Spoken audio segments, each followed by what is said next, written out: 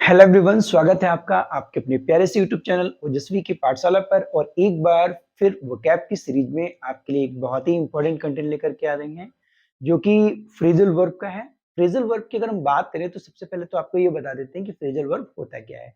देखो, phrasal verb क्या होता है कि जब हम किसी भी वर्ब में जो है, जैसे ये पुट वर्ब है और उसमें कोई भी प्रीपोजिशन लगा देते हैं, ठीक है।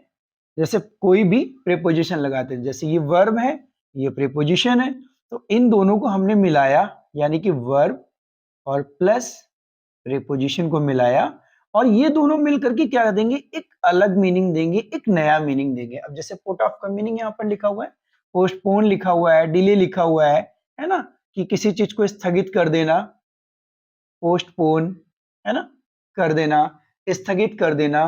तो एक नया मीनिंग देता है। मतलब किसी भी वर्ब के साथ में अगर कोई प्रीपोजिशन लगा दी जाती है और उनको मिल करके जो हमें मीनिंग देता है, एक नया मीनिंग देता है, इसी को हम क्या कहते हैं, फ्रेजल वर्ब कहते हैं। तो आपके एग्जाम में ये 2 नंबर में पूछी जाती है फ्रेजल वर्ब। कई बार ऐसा होता है कि सेंटेंस में आपको ऑप्शन दे दिया जाता है फ्रेजल वर्ब का, या फिर कई बार ऐसा होता है कि आपसे ये पूछ लिया जाता है कि भाई इसमें सुटेबल फ्रेजल वर्ब जो है वो कौन सी होगी। एक तो ये पूछ लिया जाता है। ठीक है, तो स्टार्ट करते हैं आज की फ्रेजल वर्ब को। हमारी जो फ्रेजल वर्ब है वो हमने जो यहाँ पर कलेक्ट की है, वो पुट से रिलेटेड फ्रेजल फ्रेजल वर्ब को कलेक्ट की है, क्योंकि यहाँ पर कई सारे जो मीनिंग होते हैं वो अलग अलग होते हैं। प्रेपोजिशन के चेंज होने पर जो है वो मीनिंग जो होते हैं हमारे, वो अलग अलग हो जाते हैं। तो सबसे पहले हम बात करते हैं पुट ऑफ की। देखो, पुट ऑफ का मतलब क्या होता है। देखो, अगर इस ओ डबल एफ ऑफ की बात करें, इस ओ डबल एफ ऑफ की बात करें, तो ओ डबल एफ अक्सर हमें यही मीनिंग देता है, किसी चीज से अलग होना, सेपरेट होना। हमेशा ध्यान रखिएगा, जहां पर भी ओ डबल एफ ऑफ आएगा, ये हमेशा ये मीनिंग देगा, किसी चीज से सेपरेट होना, अलग होना।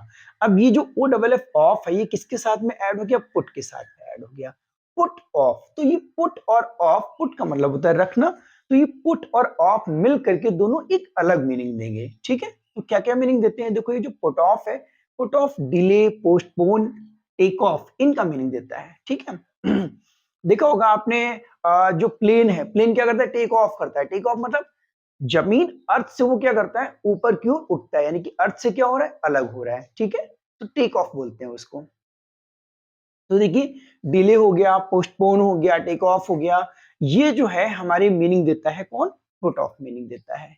ठीक है, तो देखते हैं यहाँ पर एग्जांपल। देखिए, put off your shoes here. आपने अक्सर देखा होगा कि जो ऑफिसेस वगैरह होते हैं, किसी कंप्यूटर रूम में आप जाते हो या किसी ऑफिस में जाते हो, है ना, तो अक्सर आपने देखा होगा वहां पर एक स्लिप लगी होती है और उसमें लिखा होता है पुट ऑफ शूज हियर, मतलब कि अपने शूज को जो है वो यहाँ पर उतार दो। ठीक है, तो एक किस सेंस में यूज हो गया, उतारने के सेंस में यूज हो गया, यानी कि अलग करने के सेंस में यूज होगा, अपने शूज को आप बाहर निकाल दीजिए। पुट ऑफ का मीनिंग क्या हो गया, put off your shoes here, अपने जूते यहाँ पर उतार दो। उसके बाद में जो हमने अगला एग्जांपल ले रखा है कि he has put off his dress after coming from the party. उसने क्या किया कि पार्टी से आने के बाद अपनी ड्रेस को क्या किया, उतार दिया। ठीक है, NDA exam was put off. अब देखिए यहां पर मीनिंग क्या हुआ, चेंज हो गया। एनडीए एग्जाम, एनडीए का मतलब क्या होता है, नेशनल डिफेंस एकेडमी, जो कि राष्ट्रीय रक्षा एकेडमी होती है, देश की टॉप लेवल का एग्जाम होता है। तो NDA exam was put off, भाई मैंने एग्जांपल लिया हुआ है कि NDA exam was put off. NDA exam को क्या कर दिया गया, पुट ऑफ कर दिया गया। पुट ऑफ का मतलब क्या होता है, पोस्टपोन करना। देखो, एक होता है पोस्टपोन करना, एक होता है कैंसिल करना, दोनों में अंतर समझ लीजिए। देखो, पोस्टपोन का मतलब ये होता है स्थगित करना, यानी कि उसको अभी के लिए स्थगित कर दिया गया है और फिर अगली डेट होगी, उस डेट पर फिर से एग्जाम होगा। लेकिन कैंसिल करने का मतलब होता है रद्द होना, यानी कि जिसको रद्द कर दिया गया है अब वो दोबारा नहीं होगा, कैंसिल कर, उसको रिजेक्ट ही कर दिया गया है। ठीक है, तो यहाँ पे दिया हुआ है Andy exam was put off. Andy exam को क्या कर दिया गया, पोस्टपोन कर दिया गया, भाई उसको स्थगित कर दिया गया है। ठीक है,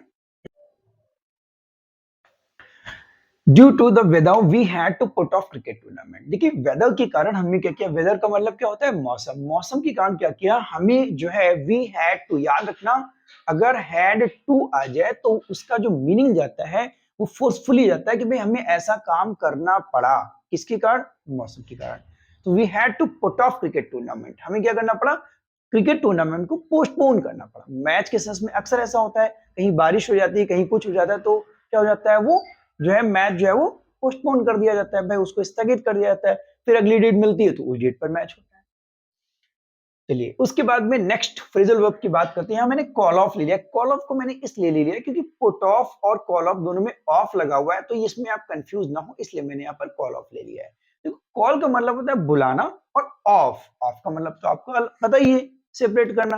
तो ये दोनों मिलकर के मीनिंग क्या देते हैं, दोनों मिलकर के मीनिंग दे देते हैं कैंसिल करना। अभी क्या था, पोस्टपोन था, ठीक है, अभी क्या था, पोस्टपोन था, अब क्या है, कैंसिल करना है, कैंसिल करना है, समाप्त कर देना है। ये सारे मीनिंग देता है हमें कौन, कॉल ऑफ देता है। देखो the match was called off, match was called off का मतलब क्या, मैच जो है वो कैंसिल कर दिया गया, मतलब मैच को रद्द कर दिया गया, अब वो मैच दोबारा नहीं खेला जाएगा, ठीक है।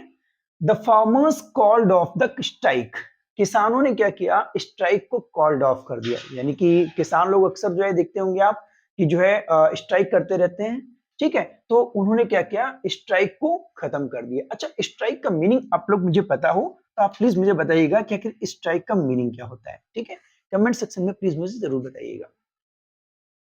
उसके बाद में हमारी नेक्स्ट फ्रेजल वर्ब है पुट ऑन। देखो पुट ऑन, पुट ऑन, अब देखिए अभी क्या था, पुट ऑफ था, अब क्या आ गया, पुट ऑन आ गया। अब देखिए पुट ऑन की अगर हम बात करें तो जो पुट ऑन का जो मीनिंग होता है वो पहनने के सेंस में होता है, मोस्टली ड्रेस या फिर ज्वेलरी, है ना, इन सारी चीजों के सेंस में होता है। गेन, गेन का मतलब ये होता है किसी चीज का बढ़ना, जैसे वेट का बढ़ना हुआ, ठीक है, तो इस सेंस में इसको यूज किया जाता है। देखते हैं कुछ एग्जांपल इसके, जैसे यहाँ पे मैंने दिया हुआ है she has put on a beautiful dress for party. अक्सर क्या होता है, जो हम पार्टी में जाते हैं तो अच्छी ड्रेस पहनते हैं, है ना, तरह तरह की ड्रेस को पहनते हैं, तो उसने जो है एक ब्यूटीफुल ड्रेस पहनी हुई है, काहे के लिए, पार्टी के लिए। Rubina is putting on weight nowadays, Rubina आजकल क्या कर रही है, पुटिंग ऑन, अब ध्यान दीजिएगा यहाँ पर, Rubina is putting on weight nowadays, आजकल वो क्या कर रही है, अपने वेट को क्या कर रही है, बढ़ा रही है ना। Please put on your necklace, यानी कि प्लीज अपना नेकलेस पहन लीजिए, क्या पहन लीजिए, अपना नेकलेस पहन लीजिए।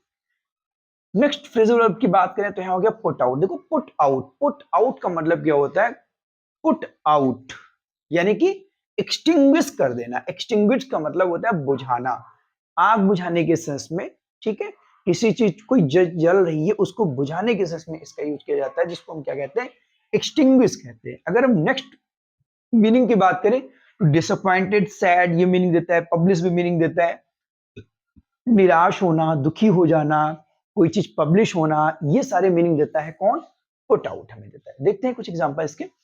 Please put out the candle, please put out the candle and cut the cake, क्या कीजिए कि भाई प्लीज क्या करो, कैंडल को बुझाओ और प्लीज केक को काटो, है ना। तो अक्सर हम लोग यही करते हैं, भाई कैंडल को बुझाते हैं फिर केक को काटते हैं, तो कैंडल बुझाने के सेंस में क्या हो गया, पुट आउट हो गया, ठीक है, इसको अंडरलाइन कर देते हैं यहाँ पे।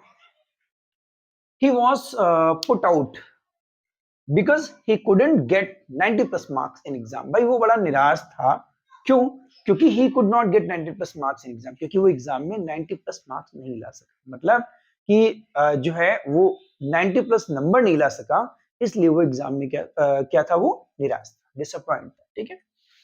उसके बाद में पुट अप विद, देखिए पुट अप विद और पुट अप, देखिए पुट अप और पुट अप विद दोनों बड़े कंफ्यूजनेबल हैं, बड़े कंफ्यूजन वाले हैं। देखिए जो भी बच्चे बोर्ड एग्जाम की तैयारी कर रहे हैं उनके लिए ये फ्रेजल वर्ब बहुत इंपॉर्टेंट है, बहुत ही ज्यादा इंपॉर्टेंट है, क्योंकि पुट से रिलेटेड फ्रेजल वर्ब एग्जाम में बहुत ज्यादा पूछी जाती है, ठीक है। तो प्लीज आप इसे इग्नोर मत कीजिएगा, इसको वीडियो को लास्ट तक जरूर वॉच कीजिएगा। तो पुटअप और पुटअप विद की बात, देखो पहले पुटअप की बात कर, तो पुटअप का मतलब क्या होता है, स्टे होना, रेसाइड होना, to fix something in a place. ये क्या क्या मीनिंग देता है कि भाई कहीं पर रुकना, ठीक है, कहीं रहना, आप कहाँ रहते हो, रहने के सेंस में इसको यूज किया जाता है, to fix something in a place, और किसी चीज को कहीं पर फिक्स कर देना, ठीक है। जैसे क्या होता है, कई बार क्या होता है, कोई लिस्ट आती है, जो रैंकर्स होते हैं उनकी लिस्ट को लगा दिया जाता है, या फिर जिनको सेलेक्ट किया जाता है जॉब में उनकी उनकी लिस्ट लगा दी जाती है, या फिर एग्जाम में जो रिजल्ट आता है, जो पास हो जाते हैं उनकी लिस्ट को लगा दिया जाता है। तो कहीं पर जो है क्या कर देना, पब्लिश कर देना, जो है वहां पर किसी चीज को लगा देना, ठीक है, किसी बोर्ड के ऊपर या किसी चीज के ऊपर उसको लगा देना, फिक्स कर देना भी क्या होता है आपका पुट अप होता है। तो जैसे अक्सर हम लोग कहते हैं वेयर डू यू लिव, आप कहाँ रहते हो, तो हम ये ना बोल करके ये भी बोल सकते हैं where do you put up. Put up मतलब रहना, कि भाई आप कहाँ रहते हो। तो आज से आपको एक नया पॉइंट मिल गया, वेयर डू यू लिव के बजाय आप क्या बोल सकते हैं, where do you put up. The result was put up the board, भाई रिजल्ट को क्या कर दिया गया है, भाई बोर्ड के ऊपर फिक्स कर दिया गया है, लगा दिया गया। रिजल्ट भाई आउट हो चुका है और इसको क्या किया गया, बोर्ड के ऊपर लगा दिया गया है। आप चाहे तो उसको देख सकते हैं। ठीक। पुट अप विद की बात करें तो पुट अप विद क्या होता है, पुट अप विद होता है टॉलरेट। टॉलरेट मतलब होता है किसी चीज को सहन करना, बर्दाश्त करना, है ना। इसके लिए एक और फ्रेजल वर्ब है बियर विद, ये भी यूज किया जाता है। तो टॉलरेट का मतलब हो जाता है सहन करना। जैसे मैंने एग्जांपल यहाँ पर लिखा हुआ है, I can't put up with Rubina's rude behaviour.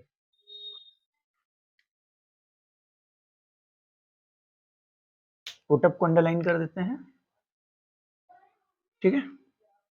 तो I can not put up with Rubina's rude behaviour, भाई मैं जो है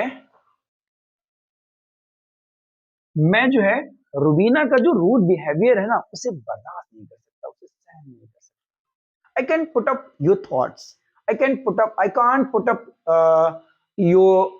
योर जो है प्रॉब्लम्स, मैं तुम्हारी इन प्रॉब्लम्स को भाई बर्दाश्त नहीं कर सकता हूँ। आई can't put up your feelings, मैं तुम्हारी फीलिंग्स को नहीं बर्दाश्त कर सकता हूँ, है ना। तो इस सेंस में इसको यूज किया जाता है, ठीक है। I hope this is clear to all of you. उम्मीद करते हैं आपको ये फ्रेजल वर्ब समझ में आए होंगे। If you have any confusion, any doubt, any problem, then you can comment on the comment section. आप कमेंट कर सकते हैं कमेंट सेक्शन में। और वीडियो अगर अच्छा लगा हो तो प्लीज लाइक और शेयर करना ना भूलें, क्योंकि अगर आप लाइक कर देंगे तो हमारा थोड़ा मोटिवेशन बढ़ता है। और जो है जो भी बच्चे बोर्ड की एग्जाम की तैयारी कर रहे हैं, प्लीज वो लोग इस वीडियो को लास्ट तक जरूर देखेंगे, ठीक है। तो लाइक और शेयर करना बिल्कुल ना भूलें। और अगर चैनल को सब्सक्राइब नहीं किया है तो प्लीज ओजस्वी की पाठशाला को सब्सक्राइब कीजिए, ताकि आपको नोटिफिकेशन मिलता रहे और वीडियोस मिलते रहे। और मिलते हैं नेक्स्ट लेक्चर में, तब तक के लिए थैंक्स फॉर वॉचिंग।